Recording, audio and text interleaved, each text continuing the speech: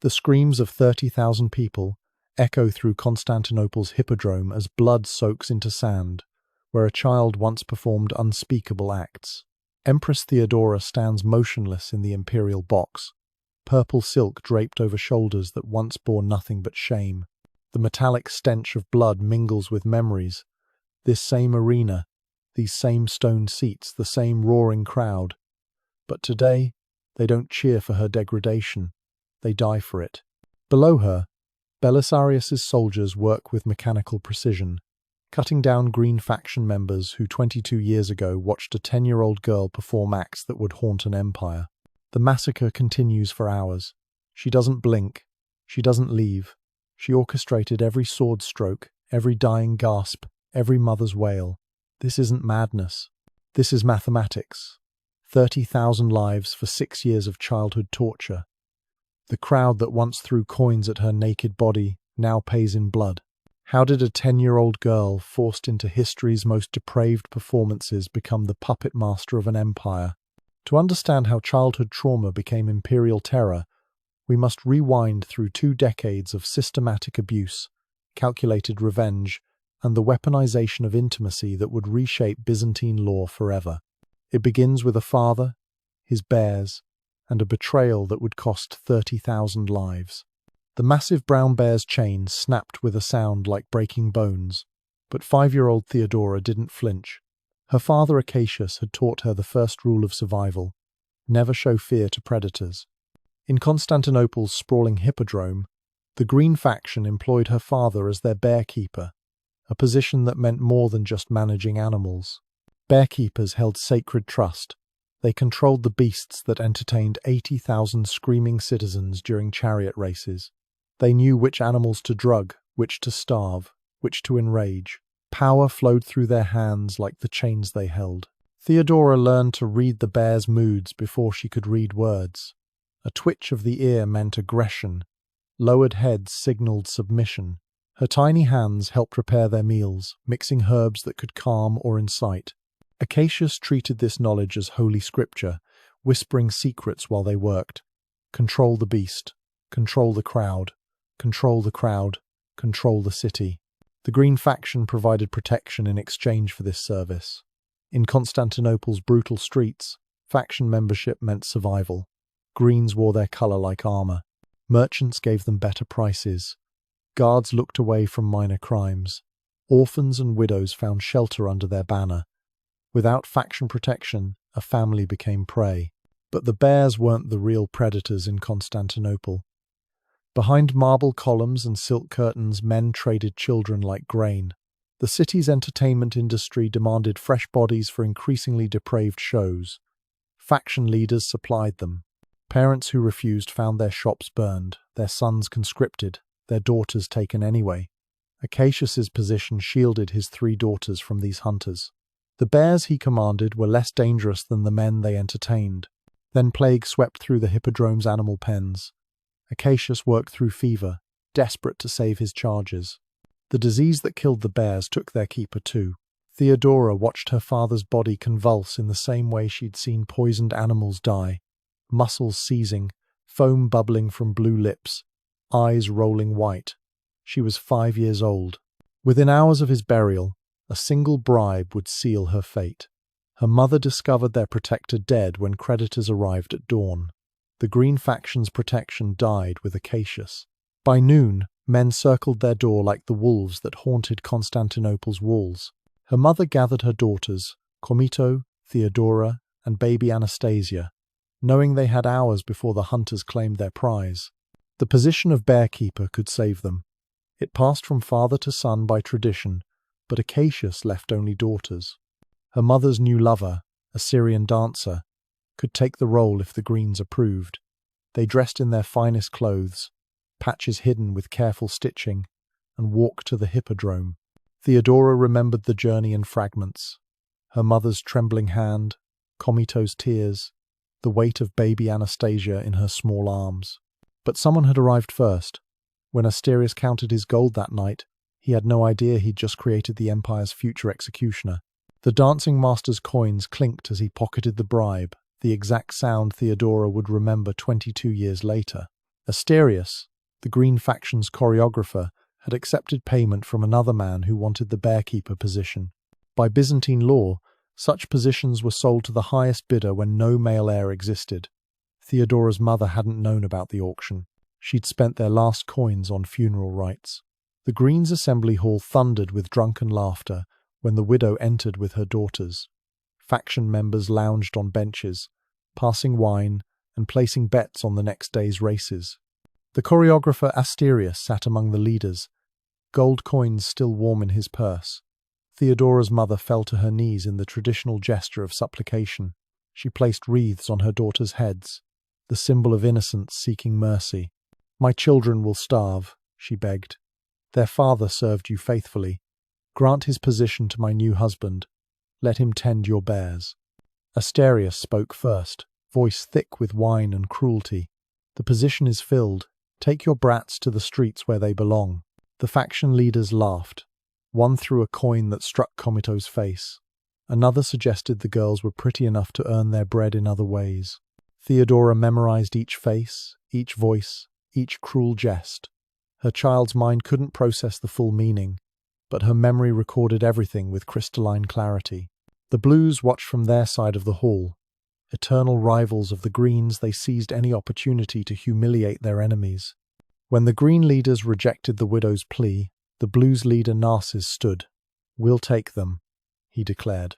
"Let Constantinople see which faction shows mercy to orphans." But mercy came with a price no child should pay. The Blues didn't need a bearkeeper. They had their own. They needed performers for the increasingly extreme shows that drew crowds to their section of the Hippodrome. Narcissus looked at the three girls with an appraiser's eye. Comito, the eldest at 12, showed promise of beauty. Theodora at 5 had unusual grace. Even baby Anastasia might prove useful in time. The widow had no choice. Starvation or degradation. Constantinople offered no third option to women without men. She accepted the Blues' protection, not knowing she'd just traded her daughter's innocence for bread. The faction housed them in quarters near the Hippodrome, where other performers lived. Thin walls couldn't muffle the sounds that emerged nightly. Theodora learned new vocabularies of pain. The Blues' protection would prove worse than abandonment. Their trainers arrived within days to assess the new acquisitions. They examined the girls like livestock, checking teeth and limbs and flexibility. Comito would train as a citharist, a musician who played naked. Theodora showed acrobatic potential. Baby Anastasia would wait her turn. The dancing master who evaluated them was Asterius's counterpart in the Blue faction. He'd perfected the art of breaking children into compliance. His methods were scientific: calculated doses of hunger, systematic humiliation, careful application of pain that left no visible marks. He explained the rules with clinical detachment. Obedience brought food. Resistance brought suffering. Excellence might bring favored treatment. Failure meant the streets. But Byzantine entertainment demanded more than simple nudity. Audiences had grown bored with conventional displays. They wanted spectacle, degradation, the simulation of myths where gods ravaged mortals. The choreographers competed to create increasingly shocking tableaux. What happened in the theatre's dark corners when patrons paid for private encores remained unspoken but understood. Theodora's training began immediately. At 5, she learned to contort her body into positions that drew gasps from crowds. The dancing master's stick corrected every imperfect angle. Hunger sharpened her focus. She mastered tumbling, balancing, the art of making flexibility seem effortless while muscles screamed. But acrobatics were only preparation. At age 10, Theodora would learn exactly what kind of performances bought bread in Byzantine Constantinople. 80,000 voices roared as the trained geese descended on the naked child. The Hippodrome's sand burned under stadium torches while Theodora held position, every muscle locked despite the birds' beaks tearing at intimate flesh. This was Leda and the Swan, the Blues' most requested performance. The myth of Zeus raping Leda transformed into live entertainment. The choreographer had spent months training the geese to attack specific targets on command. The systematic nature of child exploitation in Byzantine entertainment followed careful protocols. Performers began with simple nudity, graduating to interactive displays. The progression ensured audiences always had fresh depravities to anticipate. Theodora had started with acrobatic displays at age 8. By 9, she performed naked pantomimes. Now at 10, she'd reached the interactive phase, where animals or objects became part of the show. She'd learned to dissociate during performances, a survival mechanism that separated mind from body. While the geese attacked, her consciousness floated above the arena, observing rather than experiencing. She counted stones in the wall. She memorized faces in the crowd. She noted which senators leaned forward, which merchants palmed themselves through their robes, which priests pretended to look away while watching through their fingers. The Leda performance lasted 20 minutes. Musicians played frantic melodies to mask any sounds of distress. The choreographer had taught her to arch and writhe in ways that suggested pleasure rather than pain. Make them believe you want it, he'd instructed. The illusion sells the show. She'd practiced with stuffed birds until muscle memory took over. Between acts, performers huddled in underground chambers, tending wounds and preparing for the next show. The older girls taught survival tricks: vinegar to prevent infection, poppy tears to numb pain, techniques to minimize damage during the worst acts. They shared bitter wisdom about which patrons to avoid during private performances, which faction leaders took pleasure in genuine suffering rather than theatrical simulation. But she wasn't just enduring, she was learning. Each performance became a lesson in human psychology. She observed how power aroused different men differently. Senator Hypatius always sat in the third row, left side, breathing heavily during the animal acts. Judge Procopius preferred the domination scenes. General Vitalian paid for private shows involving multiple girls. She filed away every preference, every weakness, every shameful desire that powerful men revealed when they thought they watched a mindless child perform. The Blues rotated their performers to prevent audiences from growing bored. Theodora mastered every role: the innocent virgin, the wanton seductress, the reluctant victim, the eager participant. She learned that men's desires were boringly predictable. They wanted to feel powerful. They wanted to break something pure. They wanted permission to unleash appetites that civilization forced them to hide. Each senator's face burned into her memory. She created mental files on Constantinople's elite, updated after every performance. Senator Hypatius, sadist who preferred young boys but settled for girls when necessary. Judge Anastasius, paid extra to hear performers cry. Merchant Domentiolus, wanted girls to call him father during private shows. General Constantine, so violent he'd killed 2 performers, but his gold bought silence. The other girls saw tormentors. Theodora saw future targets. She understood something they didn't. These men's presence here was weakness. Every visit to the theatre was blackmail material. Every perverted request revealed leverage. Every coin they threw came with invisible strings attached. She was 10 years old and already thinking like an empress. Her signature performance became the barley feast. She'd lie naked on stage while attendants scattered grain across her body, then released trained geese to peck the barley from her skin. The act combined humiliation, pain, and the illusion of bestial pleasure. Audiences threw gold when she performed it. The choreographer made it her weekly special show. For 6 years she performed, and for 6 years she built a mental database of every powerful man's weakness. Senator Hypatius always requested the same degrading act, Ozai. 16 years later, she'd remember this when signing his death warrant. But in the moment, as a 16-year-old performer, Theodora simply filed the information away like a merchant cataloguing inventory. The private room stank of wine and sweat. Hypatius's particular fetish involved recreating scenes of military conquest, with Theodora playing the conquered city. He paid triple the standard rate for the elaborate charade. She'd evolved beyond mere survival by this point. Where other performers saw endless degradation, Theodora recognized a classroom. Each client taught lessons about power, desire, and vulnerability. She studied their speech patterns, noting how vocabulary changed when blood flowed away from their brains. She memorized their political connections, family scandals, and financial pressures. Information became currency more valuable than the gold they left on her table. The education happened in fragments between performances. While Hypatia grunted through his fantasy, she listened to his complaints about grain shipments from Egypt. He mentioned names, dates, and bribery amounts without realizing the naked girl beneath him was recording every detail. Politicians spoke freely around prostitutes, considering them furniture rather than people. This blindness became her university. Knowledge became her only currency. She traded information with other performers, building a network of intelligence that spanned Constantinople's underbelly. The Egyptian dancer Antonina knew which judges took bribes.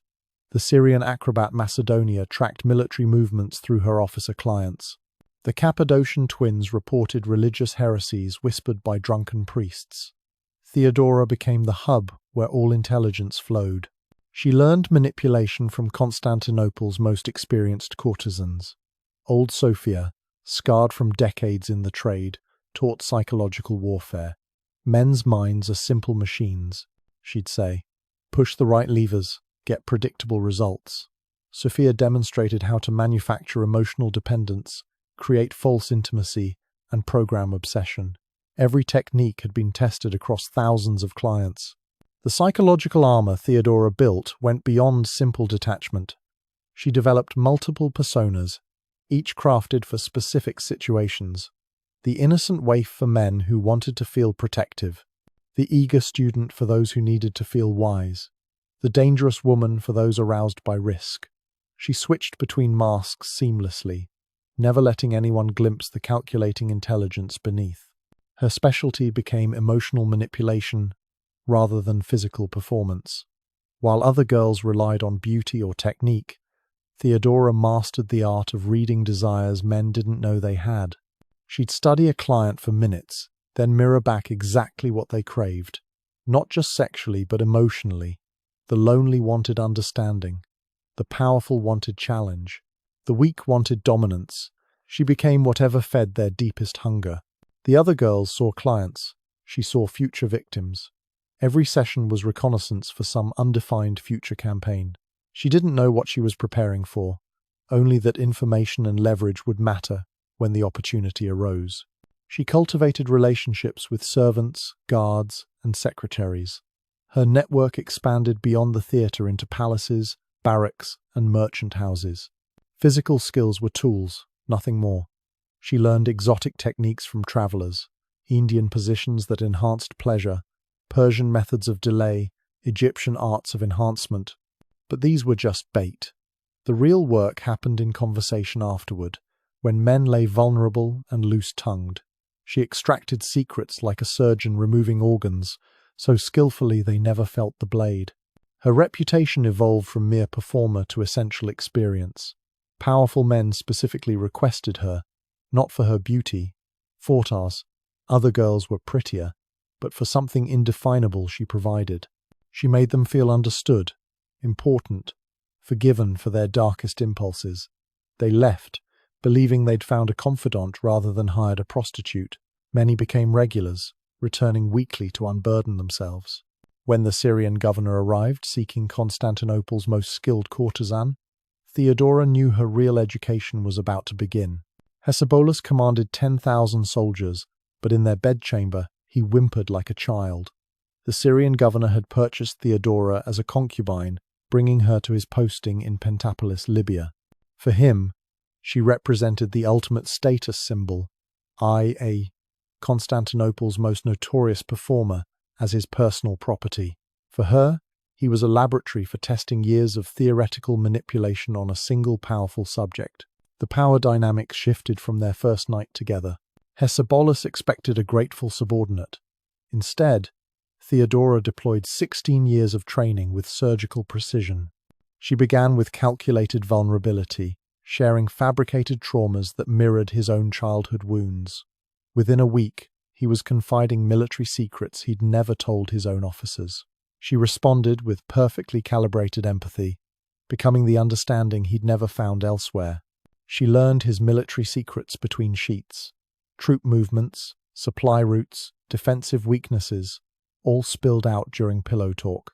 Hesebolas commanded the entire Libyan frontier, responsible for defending against desert raiders and maintaining order in 5 major cities. His position required constant correspondence with Constantinople. Theodora read every dispatch, memorizing names, relationships, and power structures within the imperial bureaucracy.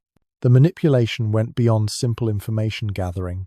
She studied how power functioned at provincial levels, where distance from Constantinople created opportunities for independence.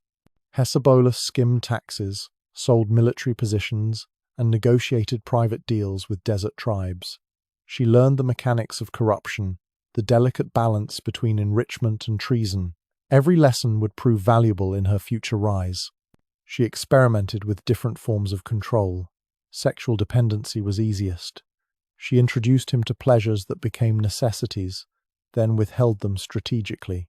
Emotional manipulation required more finesse.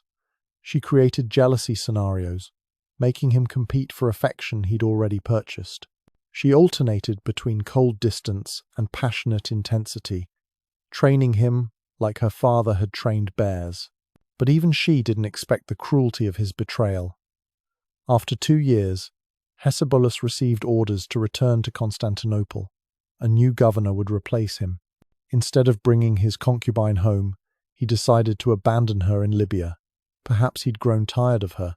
Perhaps he sensed the danger of her intelligence. Perhaps he simply enjoyed cruelty. He left her in Apollonia with nothing, no money, no connections, no way home. The abandonment was calculated to destroy her. A woman alone in Libya faced slavery or death. The desert killed faster than predators. Cities offered no refuge for foreigners without protection. Heliopolis probably assumed she'd die within days, another disposable woman lost to the empire's margins. He underestimated the education he'd provided. Theodora's survival instincts, honed through childhood trauma, kicked in immediately. She had information, names of merchants, shipping schedules, military patrol routes. She had skills, languages learned from international clients, techniques of persuasion, the ability to become whatever someone needed. Most importantly, she had rage transmuted into icy determination. The desert couldn't kill what Constantinople's streets had already forged. She began the journey back to Constantinople, EC. One ship, one captain, one weapon at a time. The first captain thought he was exploiting a desperate woman. She let him believe it while memorizing his cargo manifests, learning trade routes that connected Libya to Egypt. She discovered which goods moved legally and which required bribes. By the time they reached Alexandria, she knew more about his business than his own accountants. Each port became a classroom, each ship a new curriculum. She learned maritime law from a Phoenician merchant, navigation from a Greek captain, combat techniques from a retired marine. Every man who thought he was using her became her unwitting teacher. She accumulated knowledge like armor, preparing for a war she couldn't yet name. The journey took a year. By the time she reached Constantinople, she'd transformed from discarded concubine to educated predator. She understood commerce, law, military structure, and provincial administration. She carried mental maps of trade routes, lists of corrupt officials, and blackmail material on dozens of powerful men. The girl who left as a victim returned as a weapon, and Prince Justinian was about to become her target. Captain Marcos thought he was exploiting a desperate woman. He never noticed his shipping manifests disappearing. The Greek merchant vessel creaked through Mediterranean swells while Theodora played her role perfectly. The grateful refugee trading favors for passage. But while Marcos sweated through their encounters, she memorized every document in his cabin. Grain shipments from Egypt, silk deliveries to Constantinople, tax evasion schemes, names of corrupt port officials. Each theft added another weapon to her arsenal. Her education continued with methodical precision. In Alexandria, she seduced a customs officer who explained import regulations while thinking he impressed a simple whore. She learned which goods faced restrictions, which bribes opened warehouses, which merchants monopolized specific trades. The information seemed random, but Theodora was building a comprehensive understanding of the empire's economic circulatory system. The next ship carried military supplies.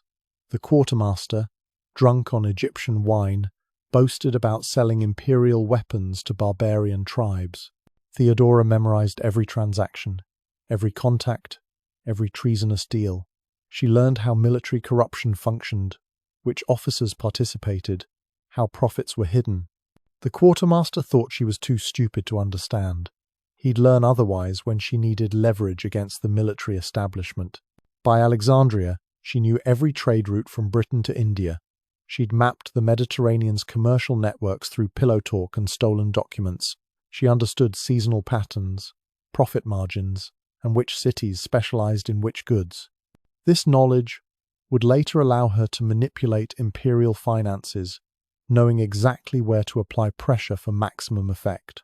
Each ship became a training ground for different skills. On a vessel carrying diplomats, she learned court protocols and international relations. The ambassadors discussed treaty negotiations, assuming the woman serving their wine couldn't comprehend political nuance. She absorbed lessons on Byzantine diplomatic strategy, the balance of threats and bribes that maintained imperial influence. She learned to read the subtle signals that preceded war or peace. Building a network required patience and strategy. She identified useful people in every port, airfare, not the powerful but those who served power, secretaries who read confidential documents, servants who overheard private conversations, guards who knew who entered and left. She cultivated these contacts with small favors and careful attention, creating information channels that would outlast her journey. Physical survival demanded its own education. She learned knife fighting from a Sicilian sailor, poison recognition from an Arab merchant's wife, basic medicine from a Jewish physician. Each skill was acquired through calculated relationships, trading what men wanted for what she needed. Her body was currency, but her mind was the vault where real wealth accumulated. The final ship brought her to Constantinople's harbour, whale-nined, and her destiny. She stood at the rail, no longer the desperate girl who'd fled to Libya. The city's skyline hadn't changed, but her understanding of it had transformed completely. She saw not buildings, but power structures, not people, but networks, not opportunities, but vulnerabilities waiting to be exploited. She carried no gold, owned no property, commanded no followers, but she possessed something more valuable: comprehensive intelligence on the empire's hidden workings. She knew which senators took bribes, which generals sold supplies, which merchants cheated taxes. She understood trade routes, military logistics, and diplomatic protocols. Most importantly, she'd learned how to weaponize information. The harbour district hadn't forgotten her. Former colleagues whispered about her transformation. The girl who'd left as Hesebolus's plaything returned with an aura of dangerous purpose. She moved differently, spoke differently, evaluated people with predatory calculation. Word spread through Constantinople's underworld. Theodora had returned, and she was hunting bigger game.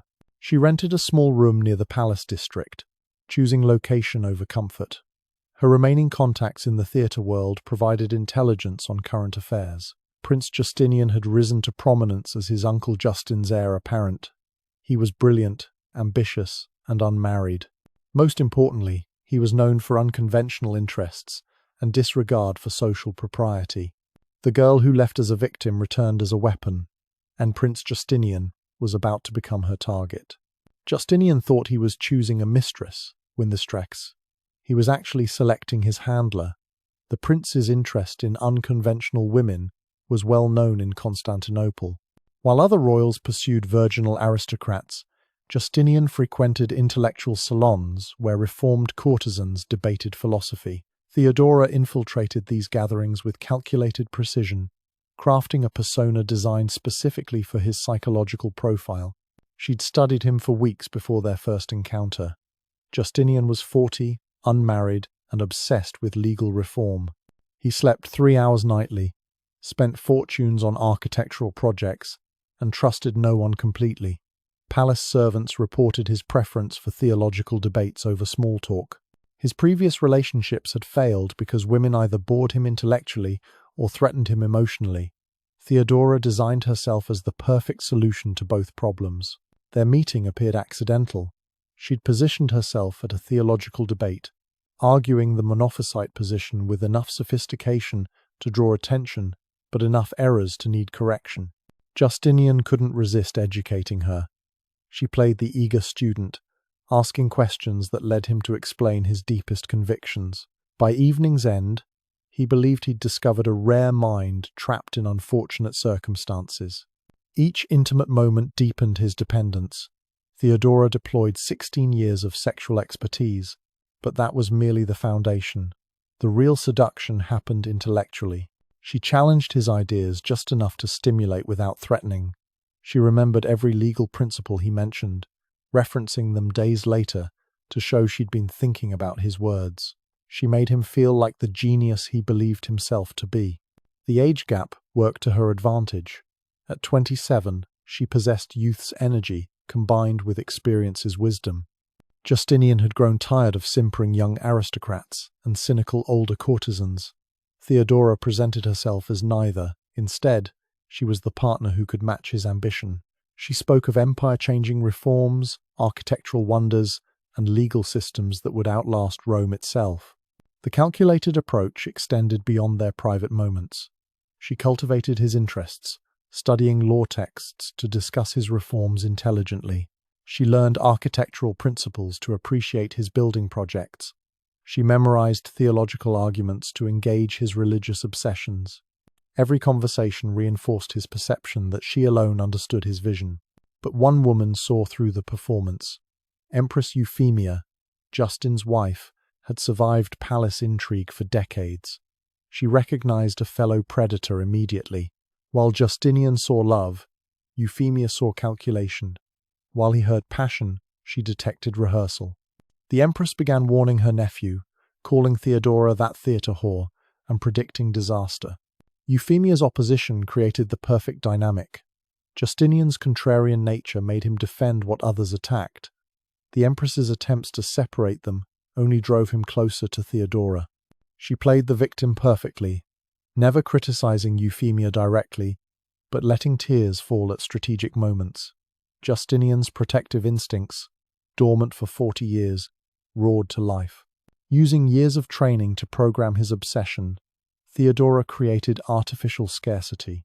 She'd disappear for days, returning with vague explanations that sparked jealousy. She'd mention other suitors, always inferior to him, but present enough to trigger competition. She withheld affection when he disappointed her, rewarded compliance with carefully rationed intimacy. The same techniques that worked on merchants and soldiers proved equally effective on princes. Power dynamics shifted gradually but decisively. Initially, Justinian held all advantages: wealth, status, authority. But Theodora understood that emotional dependency trumped social hierarchy. She became his confidant for political schemes, his sounding board for legal reforms, his only source of genuine understanding.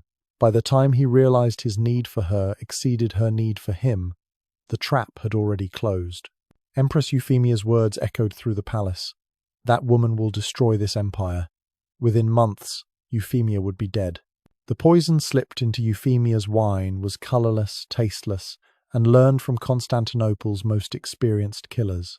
Theodora's years in the theatre had taught her more than performance. Survival in that world required knowledge of herbs that could heal or harm.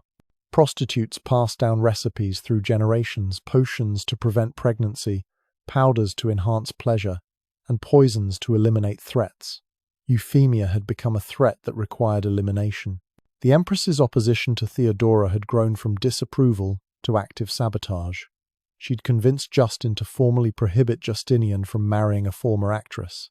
Byzantine law was clear. Senators couldn't marry performers, and imperial princes certainly couldn't elevate whores to purple. Euphemia made her position public, calling Theodora a disease that would infect the palace. Every day the Empress lived, Theodora remained locked out of legitimate power. No one questioned the timing of Euphemia's sudden illness. Palace deaths were common. Bad food, contaminated water, or simple exhaustion could kill anyone. The Empress had seemed healthy, but she was elderly. When she collapsed during evening prayers, physicians blamed natural causes. Her symptoms, convulsions, foam at the lips, fixed pupils, matched several common ailments. Only someone familiar with hemlock would recognize the specific pattern. The funeral proceeded with imperial pomp. Justinian mourned appropriately, while Theodora maintained careful distance. She attended no ceremonies, made no public appearances, avoided any action that might link her to the death. But privately, she consolidated her victory. Within days of Euphemia's burial, she was pressuring Justinian to change the marriage laws. Justin, grieving and suddenly dependent on his nephew, proved malleable. Justinian presented the legal reform as modernization rather than personal interest. The empire needed to attract talent regardless of birth status. Preventing capable people from advancement based on former professions was wasteful. The law passed quickly, opening marriage between senators and former actresses. No one mentioned this benefited exactly one person. As empress, her first act revealed her true nature. The wedding was modest by imperial standards. Theodora insisted on avoiding ostentation that might remind people of her origins. But her first imperial decree was anything but modest. She established a network of informants throughout the palace, placing her own people in key positions. Servants, guards, and secretaries who owed their positions to her reported every whisper, every glance, every potential threat. She built a spy network that would make modern intelligence agencies envious, staffed entirely by those who understood exploitation. Her agents weren't aristocrats playing at intrigue, but survivors of Constantinople's bottom rungs. Former prostitutes became ladies-in-waiting, gathering bedroom secrets from noble families. Ex-performers served as entertainment coordinators, monitoring which senators attended which debauched gatherings. Rehabilitated criminals worked as palace guards, understanding threat assessment from both sides of the law. The intelligence apparatus operated with ruthless efficiency. Information flowed up through hierarchical channels, analyzed by people who understood leverage. Theodora didn't care about conventional morality. She cared about power. Which senators cheated taxes, which generals skimmed military funds, which bishops kept mistresses. Every secret became a tool for control. Her eunuch corps formed the network's backbone. Castrated men occupied a unique position in Byzantine society, trusted in women's quarters, dismissed by masculine power structures, driven by different ambitions than intact males. Theodora recruited eunuchs with specific talents. Narses for military intelligence, John the Cappadocian for financial surveillance, Peter Barsimes for religious monitoring. Each commanded sub-networks of informants. Physical security matched intelligence gathering. She created a personal guard of women trained in combat, Uarchi, former gladiatrixes, street fighters, and survivors of assault. They understood violence from victim and perpetrator perspectives. Their loyalty was absolute because Theodora had saved them from death or degradation. They protected not just her body, but her secrets. The murder of Queen Amalasuntha would demonstrate the network's reach. The Ostrogothic queen controlled Italy, maintaining delicate independence from Byzantine authority. She'd made overtures about alliance, even possible integration, but Theodora saw threat rather than opportunity. Another powerful woman, especially one with legitimate royal blood, could not be tolerated. The spy network reached across the Mediterranean, identifying Amalasuntha's enemies and enabling their plot. Every bedroom became a confessional, where sins were whispered and recorded. Palace orgies, carefully orchestrated by Theodora's agents, loosened tongues and inhibitions. Hidden observers noted who participated, what they revealed, which perversions they indulged.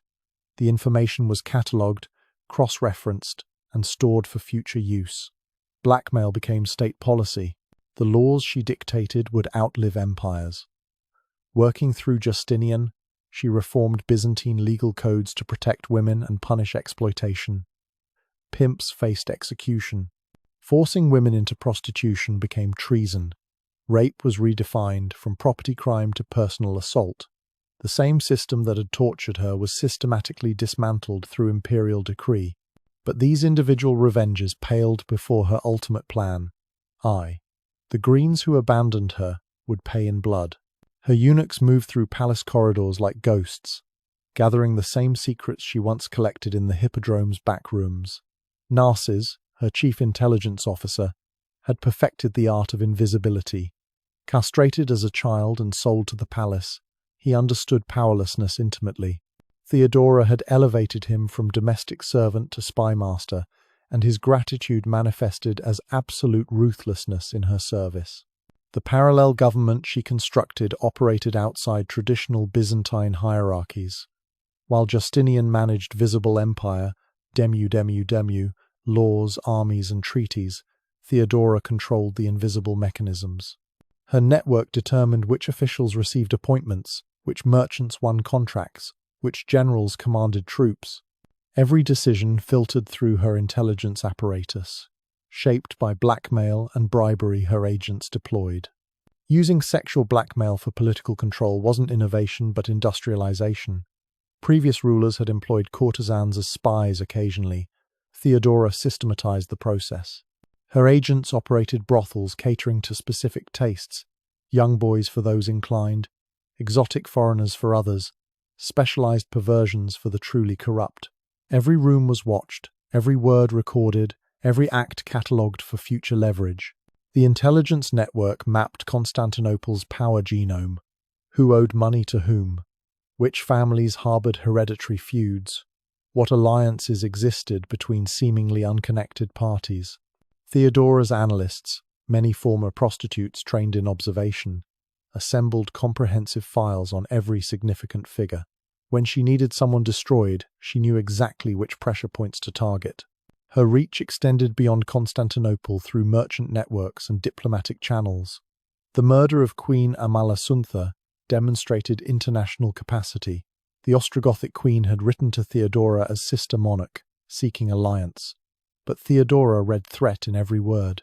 Another woman who'd risen from nothing, who commanded armies, who might prove inspirational to ambitious females across the empire. Intolerable. The assassination was orchestrated through local proxies. Theodora's agents identified Amalasuntha's cousin Theodahad as ambitious but weak. They fed him intelligence about the queen's plans to flee to Constantinople, framing it as betrayal of Gothic independence. They provided funds and diplomatic cover for his coup. When Theodahad had Amalasuntha strangled in her bath, Theodora's hands remained technically clean. Writing revenge into law through the corpus juris civilis became her greatest triumph. Justinian's legal reform project aimed to organize centuries of contradictory Roman law. Theodora saw opportunity for encoding personal vengeance into eternal statute. Working through her legal advisors, she shaped provisions that targeted her tormentors specifically while appearing generally applicable. Laws against forced prostitution carried death penalties, CG's eye, but exemptions existed for voluntary participation, ensuring her former colleagues weren't caught in the dragnet. Regulations on theatrical performances specifically banned animal acts involving humans, eliminating the leader and swan that had tortured her. Property rights for women expanded dramatically, preventing the economic desperation that had driven her mother to sell her daughters. Every bedroom became a confessional, where sins were transmitted directly to imperial intelligence. Senator Hypatius, who'd paid for degrading private shows when she was 16, now found his every movement monitored. His financial records were audited repeatedly. His associates were investigated for increasingly minor infractions. The pressure mounted slowly, invisibly, but relentlessly. He couldn't prove imperial harassment, but he felt the walls closing. Religious blackmail proved especially effective. Bishops who preached morality while maintaining mistresses found themselves transferred to distant postings. Priests who'd attended the theatre for decidedly unholy purposes discovered their past sins documented in unsigned letters. The church hierarchy, already split by theological disputes, fractured further under pressure from Theodora's selective revelations. The laws she dictated would outlive empires because they addressed systemic rather than personal injustices.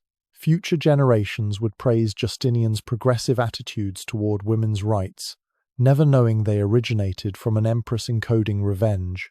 The corpus juris civilis influenced European law for millennia. Every protection it offered women was Theodora's posthumous strike against her abusers. But all these individual revenges paled before her ultimate plan. The Greens who abandoned her would pay in blood. She'd spent 20 years preparing for this reckoning. Every piece of legislation, every spy recruited, every secret gathered had built toward one goal. The faction that had thrown her family to the wolves would face imperial justice, not through courts or edicts, but through orchestrated massacre. The Nika riots would provide perfect cover. Theodora had studied Constantinople's riot patterns, understanding how faction violence could be triggered and directed. She knew which grievances would ignite green anger, which provocations would draw them into the streets. Most importantly, she knew how to ensure they'd gather in the Hippodrome, the site of her childhood torture, and their approaching doom. January 13th, 532 CE, the Nika riots began exactly as Theodora had calculated they would. January 13th, 532 CE. The Nika riots began exactly as Theodora had calculated they would. Years of manipulation had created perfect conditions for explosion. She'd orchestrated tax increases that hit green merchants hardest. Her agents had spread rumors about blue favoritism in government contracts. Most cunningly, she'd arranged for several green leaders to be arrested on trumped-up charges, then scheduled their executions during race week when emotions ran highest. The factions had rioted before, but Theodora's hidden hand guided this violence towards specific goals. Her agents provocateurs worked both sides, shouting slogans designed to escalate rather than resolve. When Greens and Blues found common cause against imperial oppression, her people steered their anger toward the palace. When moderate voices counseled negotiation, mysterious accidents silenced them. She had waited 22 years for this moment. Every humiliation in the Hippodrome, every degrading performance, every night spent servicing men who'd watched her childhood torture, DSBA, all of it had built toward this orchestrated revenge. The rioters thought they were fighting imperial tyranny. In reality, they were walking into a trap 2 decades in the making. Manipulating both factions toward violence required intricate choreography. Theodora's agents spread different rumors to different groups. Blues heard that Greens planned to burn their quarter. Greens learned that Blues intended to assassinate their leaders. Both factions discovered evidence of imperial plans to eliminate their privileges. The lies interconnected perfectly, each confirming the others, building paranoia toward explosion. The riot's first days proceeded as intended. Crowds burned the original Hagia Sophia, destroyed the Senate House, and besieged the palace.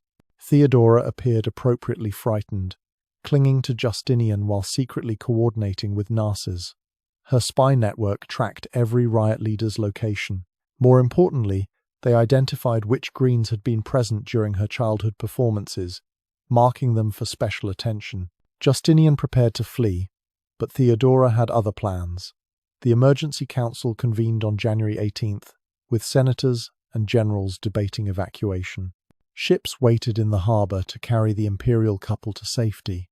Justinian had already begun packing treasures. The empire seemed ready to collapse, exactly as Theodora had orchestrated, because collapse would force a specific response. Her burial shroud speech was rehearsed theatre, performed for maximum impact. Those who have worn the crown should never survive its loss, she declared. Purple makes a fine burial shroud. The words, stolen from ancient texts, rang with imperial dignity, but their real purpose was manipulating male pride. She knew Justinian couldn't flee after his wife showed more courage than him. Setting up the return to the opening massacre required final preparations. Theodora met privately with Generals Belisarius and Mundus, outlining the tactical situation. The rioters had proclaimed a new emperor, Hypatius, the same senator who'd abused her as a child. They'd gathered in the Hippodrome to crown him. 30,000 people packed into the arena, mostly Greens who'd answered their leader's call. She handed Belisarius a list of names. These men must not leave alive, she instructed. The general, owing his position to her patronage, didn't question orders. The list contained every Green leader who'd been present when her mother begged for mercy, every choreographer who'd trained children for degrading performances, every faction official who'd profited from the theatre's abuse. Mixed among them were hundreds of ordinary Greens, but collective punishment was the point. The tactical plan was simple. Mundus would block the Hippodrome's exits while Belisarius entered through the Emperor's passage. The crowd, packed tightly for the coronation ceremony, would have nowhere to run. Palace guards, reinforced by Gothic mercenaries who felt no sympathy for Constantinople's factions, would conduct the killing. Theodora insisted on one detail. As she walked to the imperial box overlooking the Hippodrome, memories of a naked child performing for these same crowds flooded back. But this time, she held the power.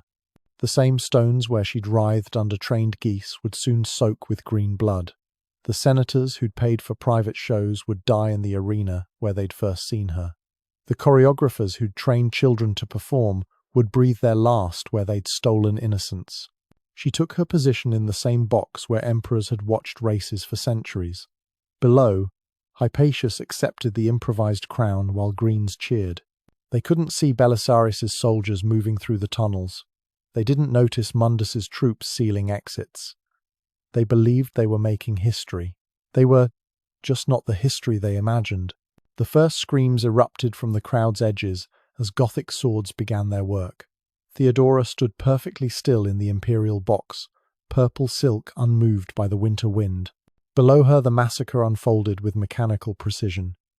Belisarius's soldiers worked in disciplined lines, cutting through packed bodies like harvesters through wheat. The Hippodrome that had hosted her degradation now hosted her revenge. Memory and present merged as blood soaked into sand. She saw herself at 10, naked and terrified, while trained birds attacked her body for the crowd's amusement. The same stones, the same walls, the same roar of voices. But now the voices screamed in terror rather than pleasure. Senator Hypatius, who'd paid extra to hear children cry, wailed as soldiers dragged him from his false throne. The slaughter continued methodically. No passion, no frenzy, just systematic execution of her decades-old plan. Gothic mercenaries felt no connection to these Byzantine citizens. They followed orders, earned their gold, and added to the body count. Some Greens tried to flee over walls. Archers waited, others attempted surrender. Orders were clear. No mercy for anyone on Theodora's list. She counted faces among the dead. There, the choreographer who'd trained the geese, his head split by an axe. There, the faction leader who'd thrown coins at her mother, his intestines spilling onto sand. There, the merchant who'd organized private shows, crawling until a spear ended his movement. Each death was a debt collected, a payment for childhood torment. Between the dying Greens, she saw ghostly after-images of her performances. The corner where she'd first been displayed naked at 8, the section where senators bid for private encounters, the gates through which men had carried her, broken and bleeding, after particularly violent shows. Every location now filled with green corpses, their blood consecrating her revenge. Belisarius approached the imperial box, armor splattered with blood. "The work is nearly done, Augusta," he reported, military efficiency in his voice, carefully neutral about the morality of slaughtering civilians. He'd killed Persians, Vandals, and Goths. What were a few thousand Constantinopolitans? Theodora nodded acknowledgement, attention still fixed on the arena floor. The massacre took 6 hours.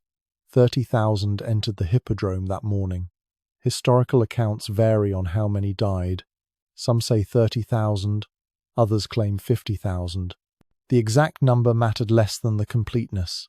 Every name on Theodora's list was crossed off. The Green faction was broken beyond recovery. The survivors would never again hold power in Constantinople. As the last screams faded, Theodora finally moved. She turned from the carnage and walked back through marble corridors to the palace. Behind her, soldiers began the massive task of removing bodies. The Hippodrome would be cleaned, sand replaced, normal racing resumed within weeks. But the message was carved into Constantinople's soul. The Empress remembered everything and forgave nothing. Justinian ruled 17 more years after Theodora's death from cancer in 548, but the empire never recovered its vitality. Without her intelligence network, rebellions multiplied. Without her manipulations, the treasury emptied. Without her ruthlessness, enemies pressed borders. He built magnificent churches and compiled groundbreaking laws, but the dynamic force that had driven his success was gone. The emperor who'd conquered half the Mediterranean couldn't function without his handler. The legal legacy she encoded into Byzantine law spread across Europe as the corpus juris civilis influenced medieval legal systems. Every protection for women, every restriction on exploitation, every death penalty for forcing prostitution, all of it was Theodora's revenge, written into eternal law. Medieval queens studied her precedents. Renaissance jurists quoted her provisions. Modern legal systems still echo her reforms, never knowing they originated from a trafficked child's methodical vengeance. The transformation of trauma into historical change was complete. Where other abuse victims might have sought personal healing, Theodora weaponized her damage into systematic reform. She didn't want therapy. She wanted the system that created her suffering to burn, and burn it did, in laws that outlasted Byzantium itself, in precedents that shaped Western civilization, in the memory of an empress who rose from unspeakable degradation to absolute power.